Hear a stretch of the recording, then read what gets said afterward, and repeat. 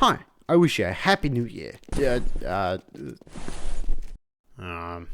Half-Life 2 had a long history of development that brought a lot of goofy or bizarre test maps which somehow survived over the years and thus we'll be checking out today. Also, if you haven't, check out the full series for more bizarreness. But before we start, check out the Half-Life 2 mega build. I'd like to also thank my YouTube supporters, Jordan, T and Hashak, as well my Discord server boosters. Jordan, Lamb the Brutal, Vix, Mr. Mjolchikont, Valley, Linux, Dozate and Tier. In this vid, just like in the last, we'll be only checking out one map pack, that being the 2002, as it again has enough content for a full video-sized video.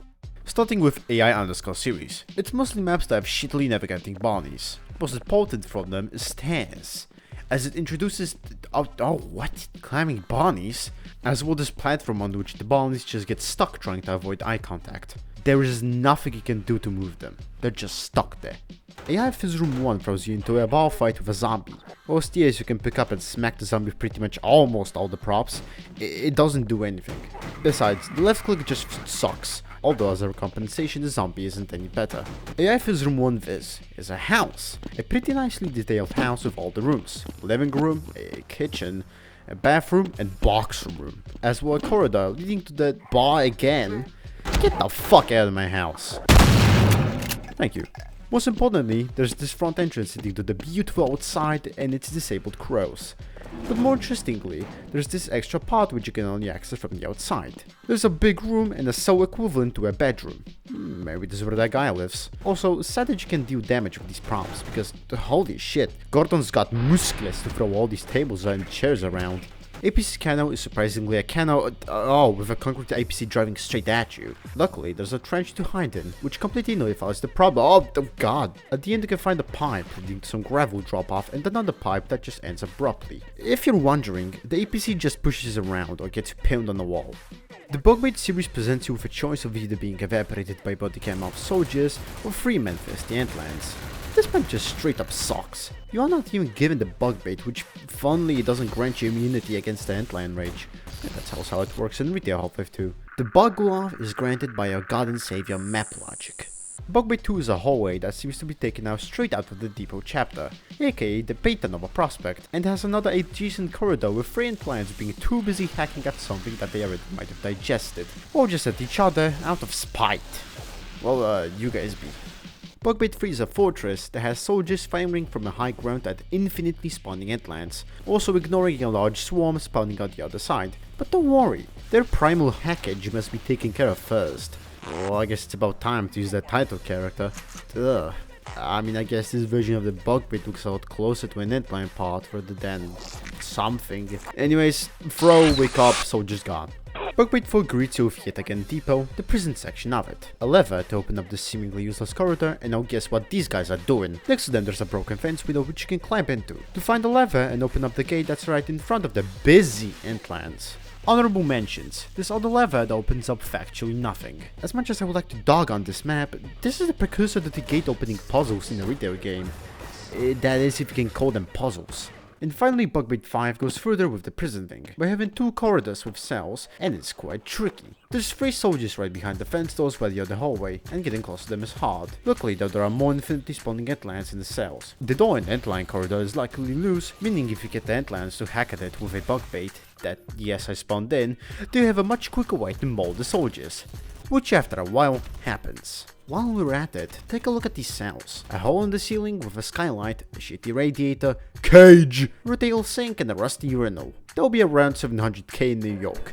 Danger Ted is, yes, the map from an ancient screenshot also called Danger Ted. It's literally Garry's Mod if it took place in the Bare Wastelands. You get a bunch of props to fuck around with, such as anything that's breakable, those fuck-ass canisters that fly around when you shoot them, some ropage, cars, lots of other blocks to build with, and Ted Beckman himself, or aka Male 2. As you can see, I tried to pose him like in the pic on the car, but just now I realized the picture is taken on the other side of it. Should have been Male 4 instead. Then there's the 3 maps based on the advanced fire physics, starting with Ext, short for extinguisher, a triggerable auto extinguisher thing that automatically extinguishes the fire thing. Fire test, a bunch of fires and very fucking textures, as well the Antichrist. Fire Spread starts with an explosion of the head sprite from the obsolete dude. You know, the sprite that shows up on point entities that non-exist. Anyways, the fire does spread and will eventually reach the barrels, blowing them up too. Then the fire reaches another set of pipes and sadly stops there, letting you safely extinguish the whole thing.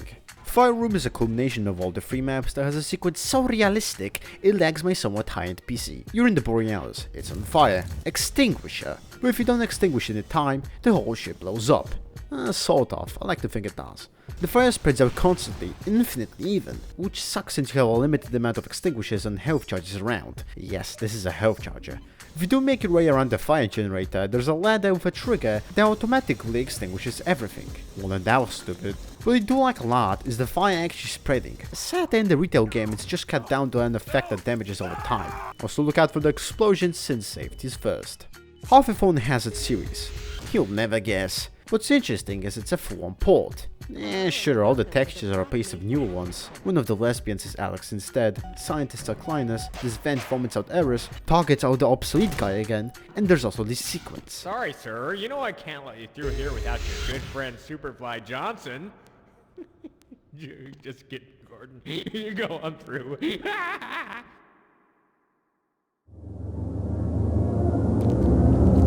Prefab buildings and its sequel are just prefabs of buildings.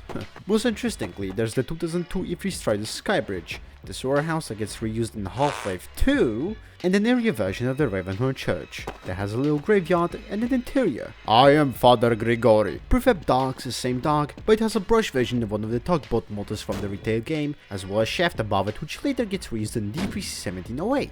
A favorite map that reuses a shit ton from the beta. Hey, I made a 20-minute video about it. Go check it out. Combine Bridge is this whole impressive model of a weird, clunky combine bridge connected between two regular buildings. Funny thing about it is there are two Metrocops absolutely geeked out of the reality, and the bridge is a weird collision box, but overall crossing from one to the other side is possible.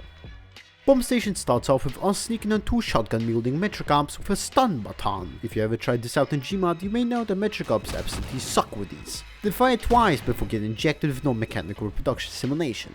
Fun fact, the two overlook this gap in the wall that leads nowhere. Walking up a catwalk, we end up on some sort of rusty water plant. There are soldiers, manhacks, and a stalker all defending it. On the upper floor you can find what seems to be the main control of the plant, which sadly does not do anything. Randall Pond is the exact type of map I created this series for. You have an early rendition of the beta Ravenholm dock, and a literal melon launcher with a button that also has a counter on it. Most of the time, the melon break apart when hitting the ground of the launcher, but it arguably gives a better effect since it fires like a shotgun. Wow. After you shoot out all the melons, an automatic cart with a melon delivery will come, dropping and rolling them down to the launcher like a marble race. Sadly, the delivery cart doesn't seem to ever go back, meaning you only get to shoot 80 melons before running out completely. Strider Street 12 is yet again an earlier version of another E3 map, that being Strider. What matters is nearing the skybridge that the Striders so not scripted they blow up, there's this thing, properly dubbed the Anti-Strider Weapon. What's that, a Strider? Fuck you! And before we move on to the last two ones, we have some honorable mentions. Balloon mines and air mines for being a pretty funky concept. Brick building series and their godlier factions. Kind of prop for just being funny. Console being the only other rendition of him besides the one post-time TVs. Dango and Kick Me Free for being pretty lame sequels to Kick Me 2 from the first vid of the series. Leakbug and Dynamic Test.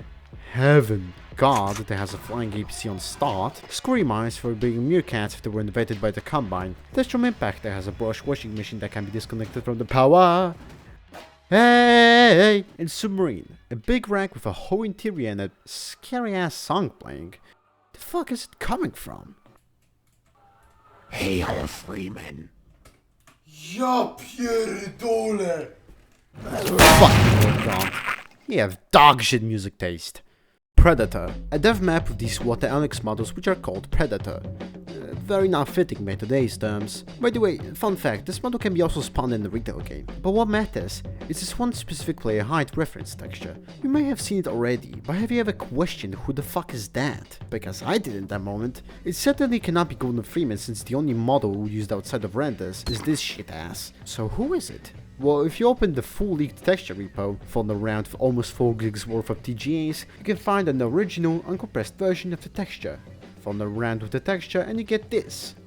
Well, I contacted the one Epic player who I also got this information from, and this is Odell. But not the version we know of, but an ancient 99 version of him. And this is the only rendition we have of his full model. For visualization's sake, here's a recreated version of the model by Frame Blended Tutorials. Here's their other nicknames.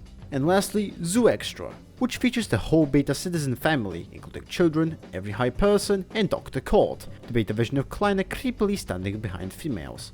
All inside our beloved 20% room. As always, this is a mini-series, or rather a series at this point. If your favorite map from the beta didn't show up in this vid, it's either because it sucks, I haven't covered it yet, or I did the opposite in the last 2 vids. Go check them out. But as of now, I'd like to thank my YouTube supporters, Jordan, Tyrion, Hashog, and my Discord server boosters, Jordan, Lion the Brutal, Vix, Mr. Mialchikont, Valley, Linux Does 8 in tier, and most importantly, you for watching.